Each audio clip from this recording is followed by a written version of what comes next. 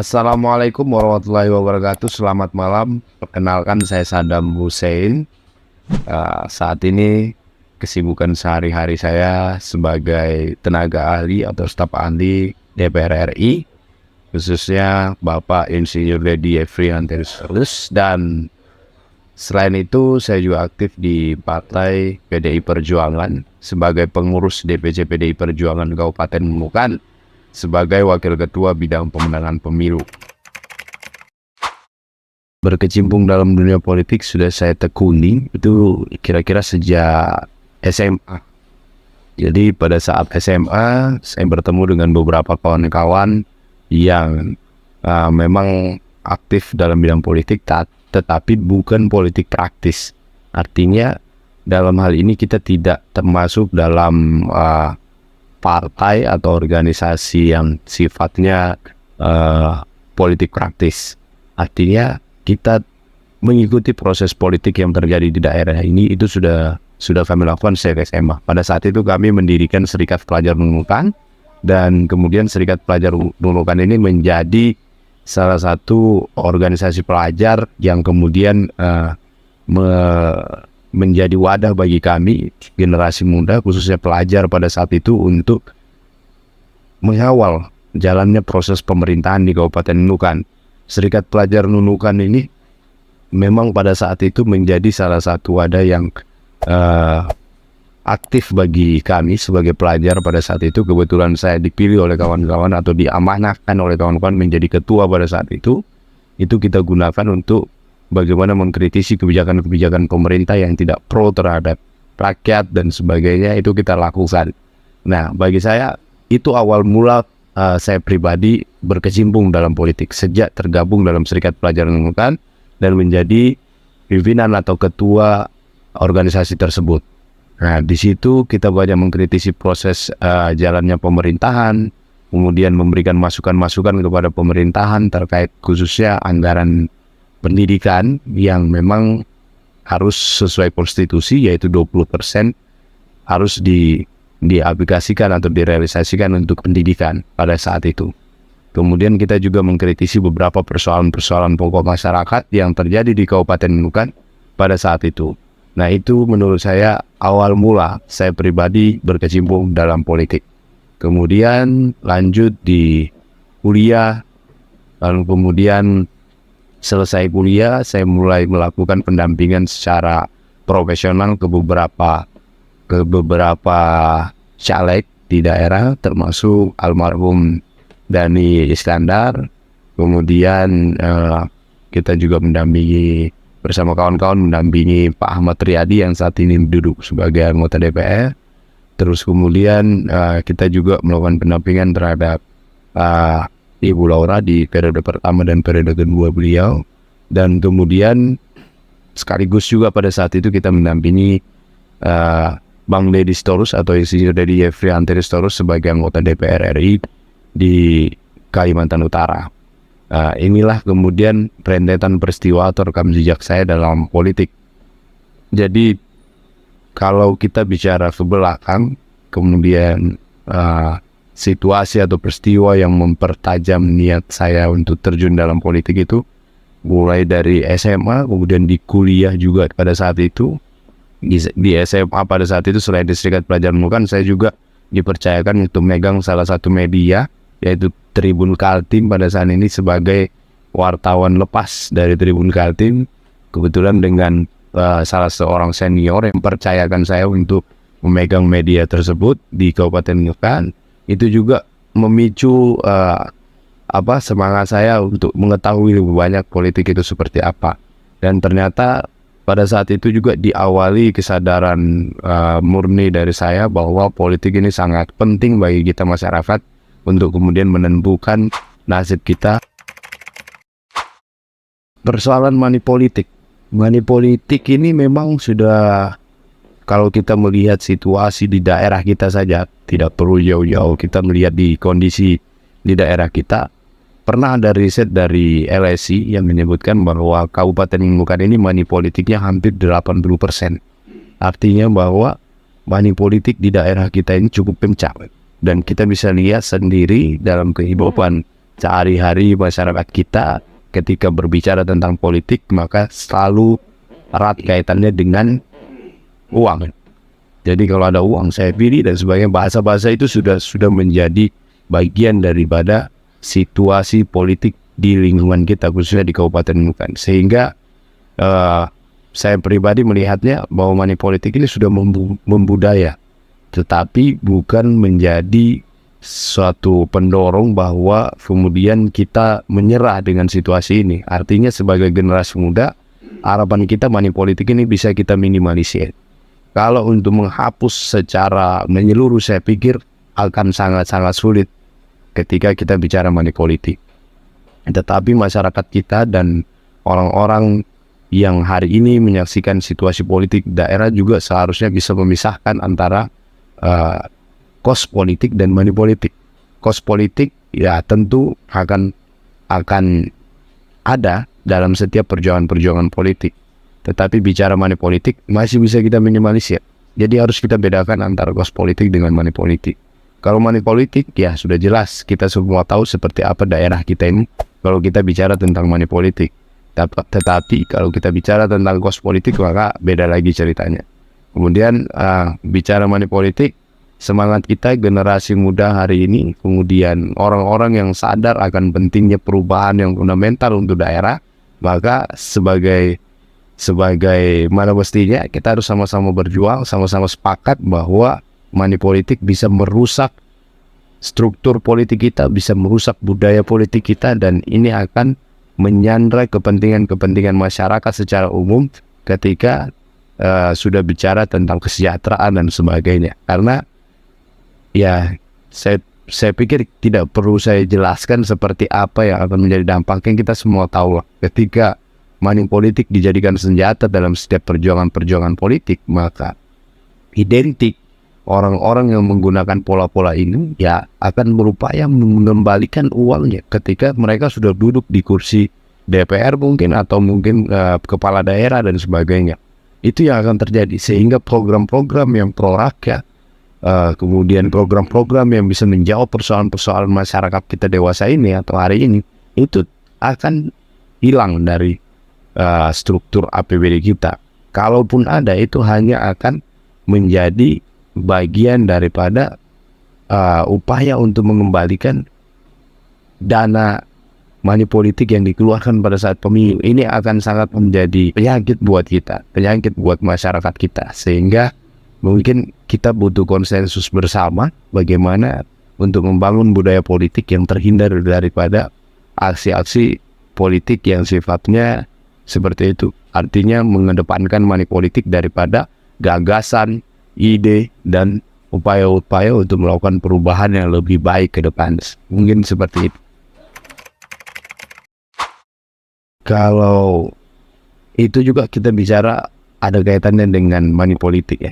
Artinya ketika calon-calon anggota DPR atau mungkin kepala daerah dan sebagainya, ukurannya memang selain bicara soal kecerdasan, bicara soal gagasan, ide, program untuk masyarakat, memang selalu diikuti dengan satu kekuatan yang kita tidak bisa pungkiri akan selalu muncul, yaitu kekuatan modal atau kekuatan finansial. Jadi ini sudah membudaya juga dalam politik kita. Artinya ketika kau punya kekuatan modal, maka semuanya bisa jadi. Kasar kita mengatakan bahwa ketika seekor anjing punya kekuatan modal, ya mungkin bisa jadi dia juga bisa jadi kepala daerah, dia juga bisa jadi anggota DPR dan sebagainya. Itu kasarnya. Nah, itu yang terjadi dalam struktur politik kita hari ini, baik di tingkatan provinsi sampai kemudian di kabupaten. Itu sudah menjadi budaya baru dalam struktur politik kita, struktur sistem politik kita hari ini. Sehingga memang tidak bisa kita hindari bahwa opini-opini semacam itu akan selalu muncul. Jarang kita menemukan ada orang-orang yang memang benar-benar bicara soal gagasan, bicara soal ide, bicara soal program, upaya-upaya menyelamatkan, upaya-upaya untuk bicara soal kesejahteraan dan sebagainya, itu kemudian terjual dalam pertarungan atau konstelasi politik kita.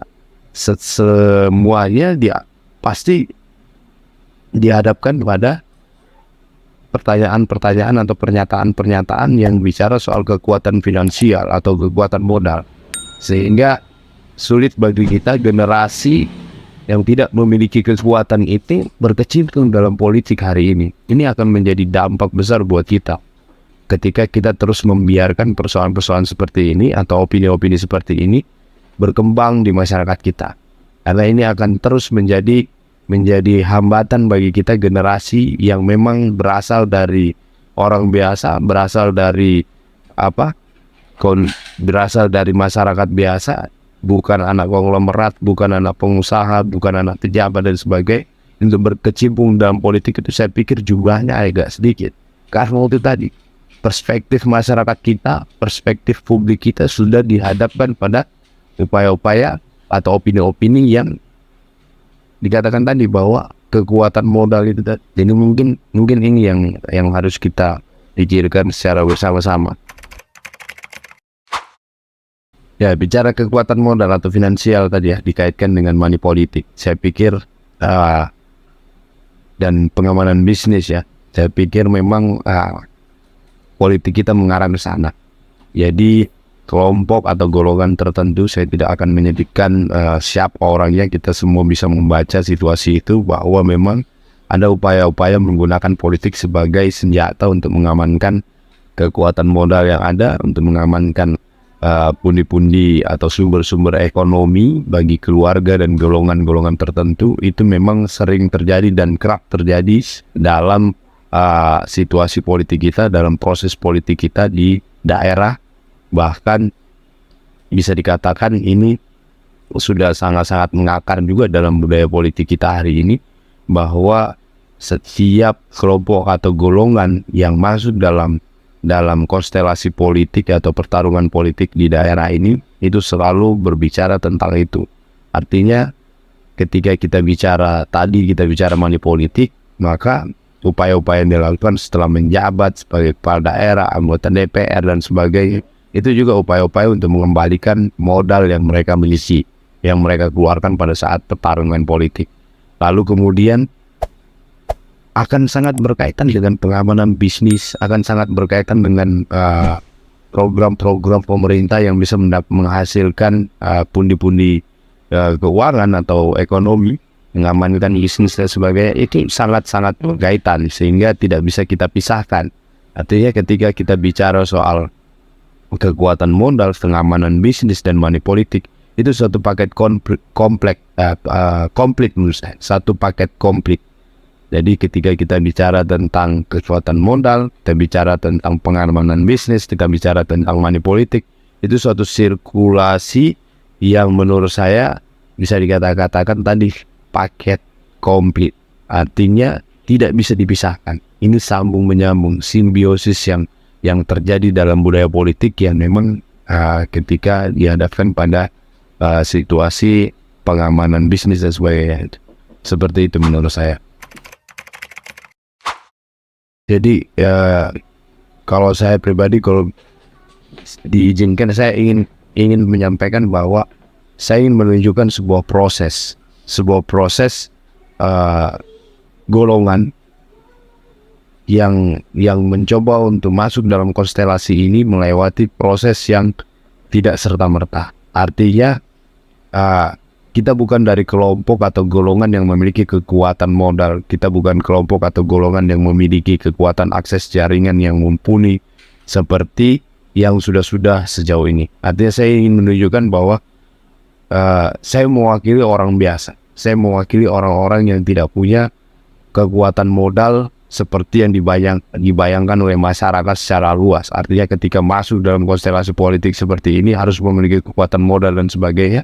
Saya menunjukkan proses itu dulu. Sebelum ketika duduk harus ngapain, minimal hari ini saya menunjukkan bahwa masih ada orang biasa, masih ada anak muda yang mencoba untuk melewati suatu proses menghantam kekuatan modal dan sebagainya yang menjadi wajah politik kita hari ini, untuk kemudian tampil bahwa orang biasa seperti kita, yang bukan anak konglomerat, yang bukan anak pejabat, yang bukan anak penguasa atau pengusaha, itu juga bisa bertarung dalam proses politik yang sudah kacau, proses politik yang sudah memang benar-benar hanya mengedepankan kekuatan modal itu tadi. Artinya bahwa masih ada semangat itu. Saya akan berdiri di pihak itu, saya akan mewakili orang-orang yang tidak memiliki kekuatan itu. Proses ini akan saya buktikan, proses ini akan saya jalani. Bahwa saya percaya masih banyak orang-orang biasa yang seperti saya yang bisa melewati proses ini. Artinya hari ini saya memulai, hari ini saya coba untuk menunjukkan kepada semua pihak, semua elemen bahwa orang biasa juga bisa. Jadi seperti itu. Artinya bahwa kalau bisa dikatakan saya akan membuka pintu itu. Semoga ke depan akan banyak orang-orang biasa seperti saya yang juga ingin atau mau bertarung dalam situasi politik ini, supaya kita bisa menciptakan suatu peradaban politik atau suatu situasi politik yang sehat. Artinya benar-benar bicara soal kualitas, bicara soal mutu, bicara soal gagasan, bicara soal ide, bagaimana daerah ini harus kita bangun. Karena ketika duduk di kursi sana, saya pikir kalau hanya mengandalkan kekuatan modal, sudah banyak bukti kita tidak bisa melakukan apa-apa. Kita tidak bisa melakukan lompatan besar untuk bicara soal kemajuan, kesejahteraan rakyat, dan menjawab persoalan-persoalan masyarakat kita hari ini. Artinya begitu. Dengan hadirnya saya mohon doa restu semua pihak, khususnya orang-orang biasa dimanapun kalian berada, buru-buru pelabuhan, para petani, nelayan, dan sebagainya, kita sama.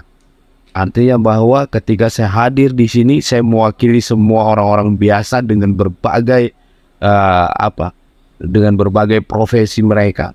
Bahwa semangat itu masih ada. Semoga ke depan ada anak nelayan, anak-anak buruh, ada anak petani yang juga bisa tampil di hadapan publik untuk membuktikan bahwa orang-orang biasa seperti kita juga mampu. Orang-orang biasa seperti kita juga punya ide dan gagasan yang harus kita jebolkan ke parlemen untuk kemudian berbicara tentang kepentingan masyarakat secara umum.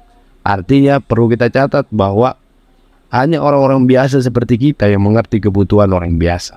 Mereka yang tidak pernah menikmati atau tidak pernah menjalani proses hidup yang keras seperti kita, itu tidak akan mengetahui seperti apa situasi kita. Sehingga sangat sulit dimungkinkan bahwa mereka bisa menjawab persoalan-persoalan kita dewasa ini. Artinya, mari kita tunjukkan bahwa kita bisa, mari kita berjuang bersama, kemudian membuktikan kepada